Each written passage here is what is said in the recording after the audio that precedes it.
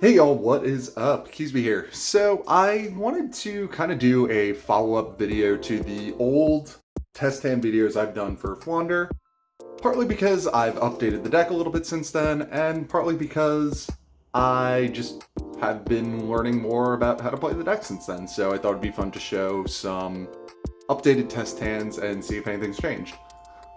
But before we get into all that, don't forget to drop this video a like, subscribe to the channel for even more, and if you like the playmat you see in this video and want to help the channel out a little more, check out the link in the description to pick up your own. So without further ado, let's get right into it.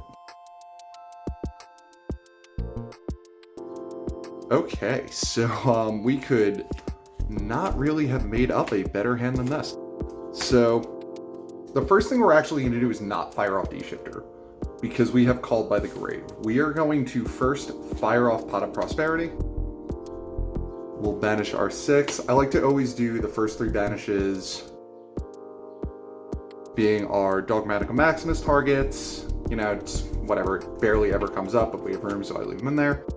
Then I'll usually do Dark Charmer in a game 1 situation. This has actually been an update to the deck, Relinquished Anima over Link Karibo. Just a little extra utility, and we've never actually used Link Karibo's effect before, so not a huge deal losing it. And then, again, since we're in a blind game 1, we'll just get rid of Underworld Goddess, so that's our 6.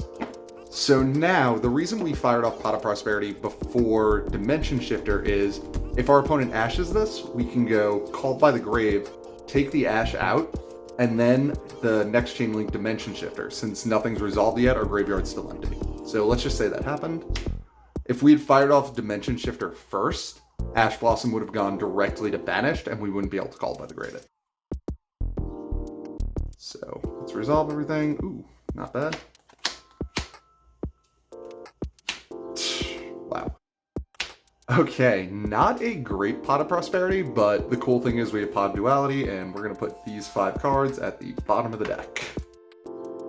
Oh, sorry, these should actually be banished. So we're going to grab Gold Sark here, then let's just fire off Pot of Duality. There we go, that's what we want to see. So, we're actually going to grab Terraforming here over Map. We're going to immediately search Map, but we're under Dimension Shifter, so we can't be drolled. They've already used Ash Blossom in our imaginary scenario here, so we might as well just thin the deck 1 card, so just to save some time. Terraforming, and we'll get this map. Gonna shuffle yet, because we're going to do more searches. So really the only issue here would be Imperm at this point. They can't affect Valor because we're under Dimension Shifter. So let's fire off Gold Sark. We're going to banish away Eklund. And now we will fire off our map, activate the effect, reveal the Rabina, and let's banish away. We're actually going to banish away M-Pen in this situation.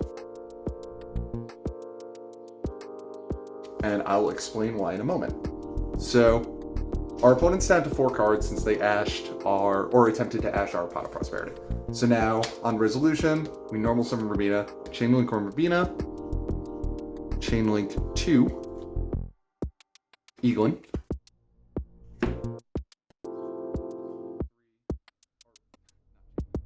So now we're going to resolve, Eaglin's going to come to hand, and then we are going to grab Toucan with Rabina. The reason we did this is so that if our opponent hit the Rabina with an Imperm, we could at least summon Eaglin and then get Apex Avion, and our opponent's down to 3 cards.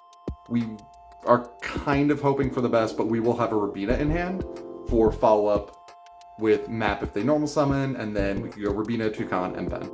But we're just going to assume they didn't do that, so Eaglin effect. We'll go ahead and we're actually going to grab Rise. Yeah, let's grab Rise in this scenario because we can loop the Dimension Shifter. And then on resolution, Toucan, get the M-Pen back. And then we will Tribute Summon for M-Pen. So we're going to go Chain Link 1, Chain Link 2, comes back to hand. M-Pen. Go ahead and grab that. And then we'll set this and go into our opponent's turn. So, pretty solid opening hand. Well, very solid opening hand and pretty good end board. If we wanted to be a little bit riskier and not play around Imperm, we could have just done Rabina, Eaglin, and, you know, gotten Barrier Statue, but under D-Shifter, I think we're in a pretty safe situation. So, let's do another one. A lot of times, I don't think in a blind game 1 situation, I tend not to double down on Barrier Statue and D-Shifter. I'll pick one or the other. Just because usually one of them offers enough protection, and both of them, unless I hard open a means for both of them, it's a little excessive. And also in that case too, if D-Shifter were gonna win us the game, we had Ryza to continuously loop it, which is cool.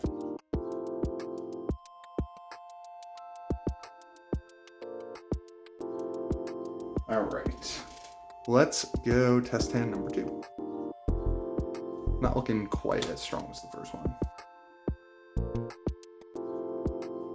Okay, so in this case, it doesn't matter. We can just fire off the Dimension Shifter whenever, really, because we don't have the called by, so let's do that first. Get that out of the way, no more Droll. Fire off Duality. Ideally, they would Ash this with this hand, but let's just say they don't. Okay. Perfect. Obvious choice here is Map. That's gonna get banished. Just throw it at the bottom for now. We are going to go Map. So, again, we kind of can do sort of what we did last time where we banished the M-Pen, but let's do it a little bit different this time. So we're gonna go Map, reveal Eaglin, and let's just go ahead and banish Toucan.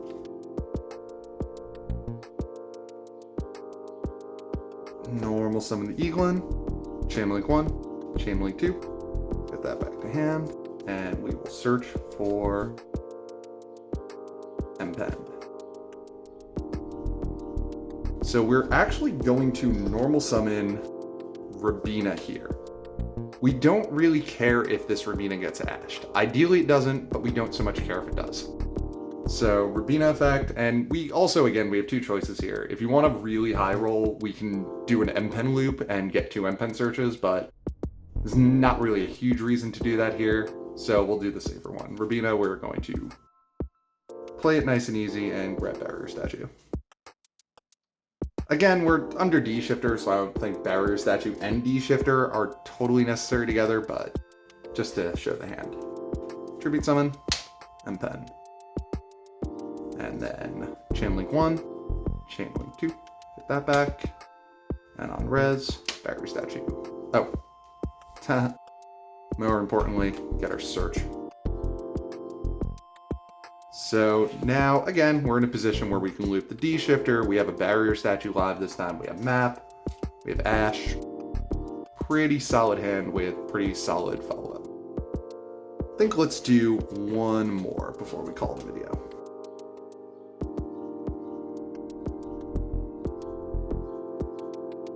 Gotta shuffle everything on up.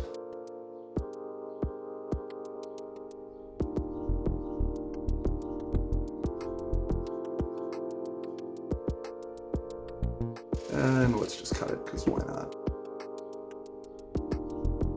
And 1, 2, 3, 4, 5. Okay, at first glance, this doesn't look great, but it's actually not too bad. So first thing we're going to do actually here is fire off Duality. I kind of want to see what we pull off the top, because that's going to dictate what we do with these 2. Ash, Dark, Ruler No More. And another Duality. That is not great, but we can make it work. So we're gonna take the Ash for next turn, put these away, and that's going to go to grave. So the first thing, this hand does lose pretty hard to Ash, unfortunately, but we kind of have to try it. I'm gonna fire off Gold Sark here, and we'll banish a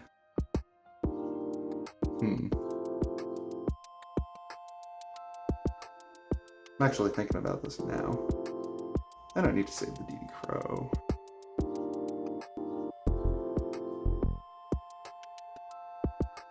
We're gonna banish a Stree here. Okay. So, again, this is kind of a more fragile hand, but I'm gonna try to make the most of it. So this is where we potentially lose to Ash. We're gonna fire off Advent of Adventure. We'll banish our DD Crow, and we will add Rabina to our hand here. Okay, so we're going to go Rabina, Chainlink 1 Rabina, Chainlink 2 Stree. Stree to hand. Rabina, we are going to search for Toucan in this case. We're going to normal summon the Stree. And we're kind of going to overextend a little bit here. If we were going to lose to Imperm, we would have already lost to Imperm here, so. And we can't lose to Ash at this point. Stree, we're going to banish Advent. On resolution, Toucan effect, we're going to get this back. And on resolution, let's go these two. M-Pen, Chainlink 1 M-Pen, Chainlink 2 Rabina.